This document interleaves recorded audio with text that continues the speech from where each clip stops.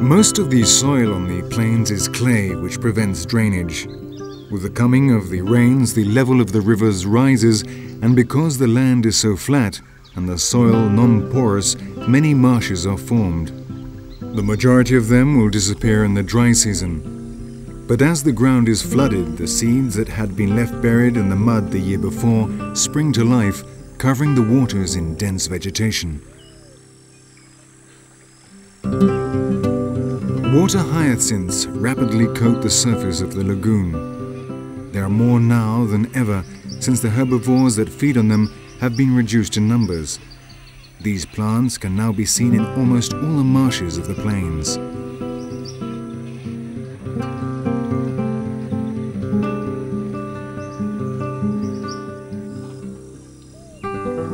The hyacinths don't bury their roots in the soil, but rather float, feeding on the nutrients carried along by the water.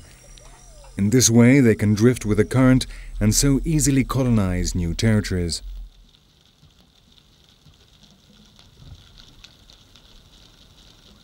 The lack of roots is an advantage not only for the plants. It also means that fish and reptiles can move about freely below the surface of the water, like the anaconda.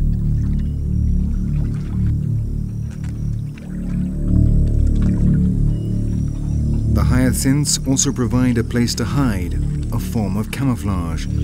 Some young animals, like this alligator, are vulnerable during the early stages of growth and are in danger from the jabiru storks, wood ibises and caracaras.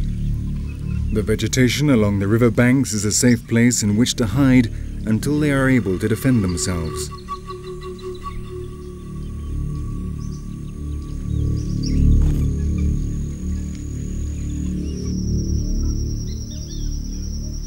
The number of water hyacinths is kept in check, above all by this rodent, the capybara.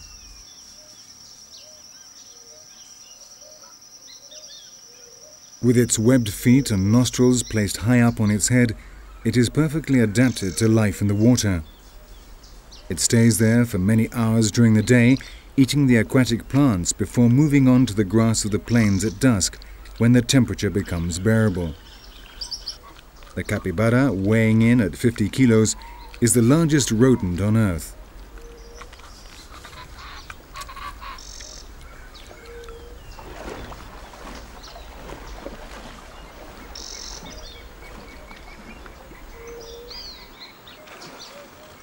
The males can be easily distinguished from the females by the gland on their foreheads. They rub this gland against the vegetation, leaving a smell which is recognized by all others of their species. They regularly renew the marks that separate their territory from that of other adult males. The majority of their territory is covered in water.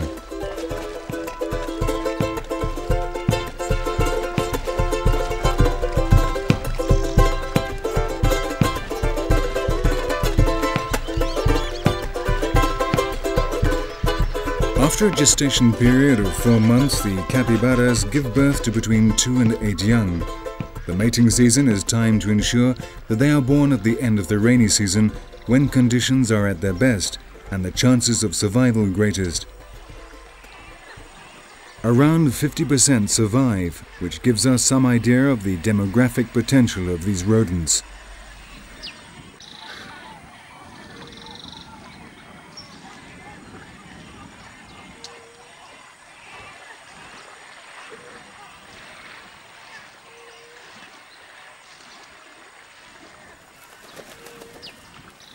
However, even this is not enough to ensure an increase in population from one year to the next. The capybara has a serious problem. Their meat is much appreciated by the herdsmen of the region and is traditionally eaten at Easter. Every year, many are killed, and every year the population goes down a little more. In the past, their main predator was the Orinoco crocodile. Now the greatest enemy is man, the same men who have driven the crocodile to the verge of extinction.